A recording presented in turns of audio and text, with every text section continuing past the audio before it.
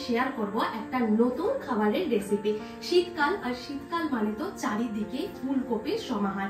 आज फुलकपि भाजा, तो आज फुलकपि दिए माछेर झोल बा फुलकपि दिए आलू चच्चड़ी सबकिछुतेई जेन एकटा फुलकपि। तो এই ফুলকপি একভাবে খেতে খেতেও কিন্তু আমাদের একটা ভিন্ন স্বাদের কিছু খেতে ইচ্ছে করে। তো চলো সেরকমই আজকে কিন্তু একটা ফুলকপির রেসিপি, একেবারে নিরামিষ। এটা আমরা পুজো পালার দিনেও খেতে পারি। যেমন আজ কিন্তু আমাদের বাড়িতে অমাবস্যার কালী পুজো। যদি আগের ভিডিও দেখে থাকো তো দেখবে আমাদের বাড়িতে কিন্তু প্রতি অমাবস্যাতেই পুজো হয়। তো যেহেতু অমাবস্যার পুজো আর এই কারণে রাত্রির ডিনার হিসেবে কিন্তু পরোটা আর ফুলকপির রোস্ট বানিয়ে নিচ্ছি। তো চলো দেখে নিই রেসিপিটা। তো দেখো তাহলে এই ফুলকপির প্রিপারেশনটা আমি কিভাবে বানাই। তো তার আগে কিন্তু আমি এই ডাটাগুলো রেখে দেবো, কেন এই ডাটাগুলো দিয়ে কিন্তু বেশিরভাগ সবাই হয়তো ফুলকপির ডাটা দিয়ে কিন্তু একটা তরকারি খাও। তো এই কারণে এই ডাটাটা রেখে দিলাম, কোনো একটা ভেজের দিন কিন্তু আমরা এই ডাটাটা দিয়ে তরকারি করে খাবো। তো দেখো কিভাবে বানাচ্ছি। প্রথমেই ফুলকপির রোস্ট বানানোর জন্য কিন্তু এখানে ফুলকপিটাকে আমি কেটে নেব।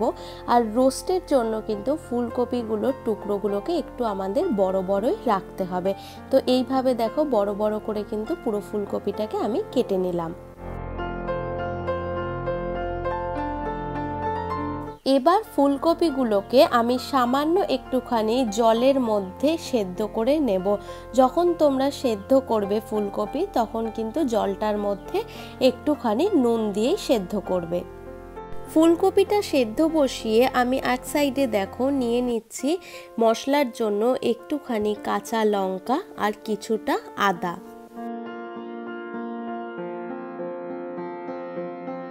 আর এর মধ্যে দিয়ে দেব একটা টমেটো কুচি। তো চলো এবার এটার একটা স্মুথ পেস্ট আমরা বানিয়ে নিই। ফুলকপির রোস্ট বানানোর জন্য কিন্তু আমাদের আরো একটা মশলা বানিয়ে নিতে হবে। তো দেখো কিভাবে সেটা বানাই। প্রথমেই দিয়ে দিলাম একটুখানি চাল মগজ আর দিয়ে দেব সমান পরিমাণে কাজু। এবার একেবারে শুকনো ভাবে কিন্তু আমরা এটাকে একটা প্রথমে পেস্ট বানিয়ে নিচ্ছি।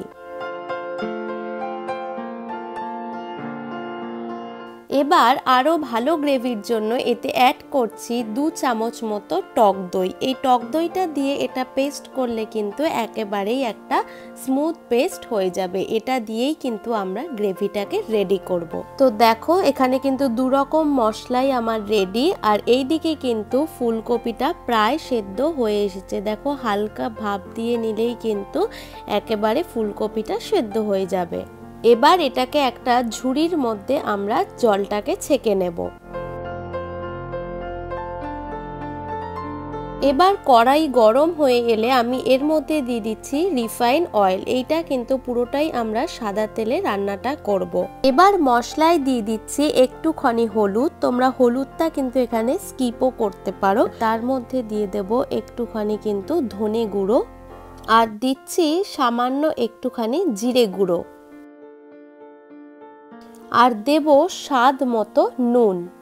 তো মশলা কিন্তু এবার রেডি আর তেল প্রায় গরম হয়ে গেছে। এবার ফোড়নের জন্য এখানে আমি একে একে দিয়ে দিচ্ছি একটা ছোট এলাচ, 2 কাঠি দারচিনি, একটা শুকনো লঙ্কা আর একটা তেজপাতা।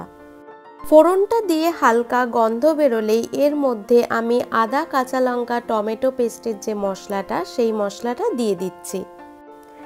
গ্যাসের ফ্লেমকে একেবারেই মিডিয়ামে রেখে কিন্তু মশলাটাকে বেশ কিছুক্ষণ টাইম নিয়ে ভালো করে কষাতে হবে। আমি যেহেতু ইন্ডাকশানে করছি সেক্ষেত্রে কিন্তু আমি এটাকে একেবারে মাঝারিতে রেখে কিন্তু দেখো অনেকক্ষণ ধরে কষিয়ে নেব।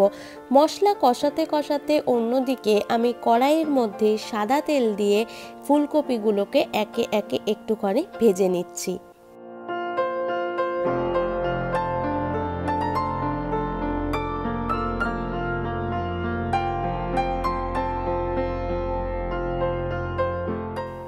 এবার মশলা দিয়ে কিন্তু খুব সুন্দর একটা গন্ধ বেরিয়েছে। প্রায় মশলাটা কিন্তু কষানো হয়ে গেছে।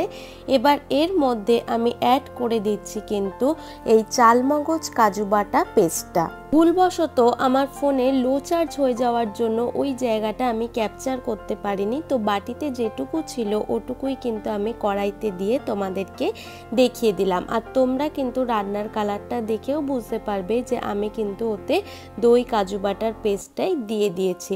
তো তার জন্য কিন্তু আমি অবশ্যই ক্ষমা প্রার্থী। এবার একই সাথে সমস্ত মশলা আর একটু ভালোভাবে কষিয়ে নেওয়ার পরে এতে অ্যাড করে দিচ্ছি আমার ভেজে রাখা কিন্তু ফুলকপির টুকরোগুলো।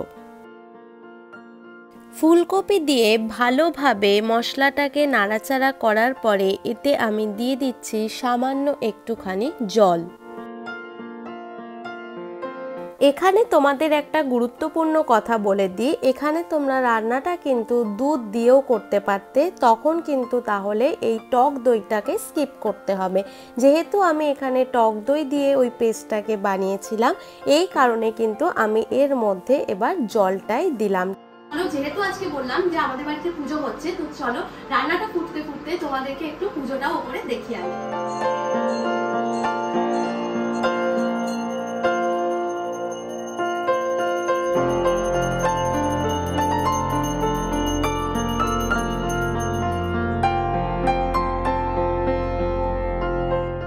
তো মাকে তোমাদেরও দর্শন করালাম আর আমিও নিজে করে এলাম। তো এসে কিন্তু দেখো আমি এবার ঢাকাটাকে সরিয়ে এর মধ্যে কিন্তু অ্যাড করে দিচ্ছি একটুখানি কাসুরি মেথি।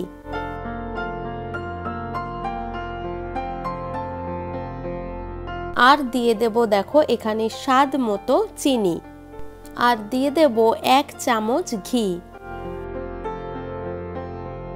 আর দিয়ে দেব ঘরে গুঁড়ো করে রাখা গরম মশলা। আমি কিন্তু গরম মশলা ঘরে গুঁড়ো করেই সেটাই রান্নার মধ্যে ব্যবহার করি।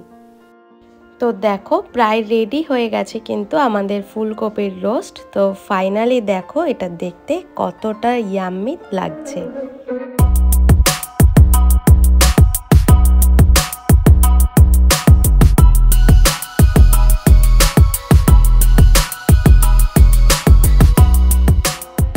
তো এটা কিন্তু তোমরা লুচি, পরোটা, পোলাও, রাইস সব কিছু দিয়েই খেতে পারবে।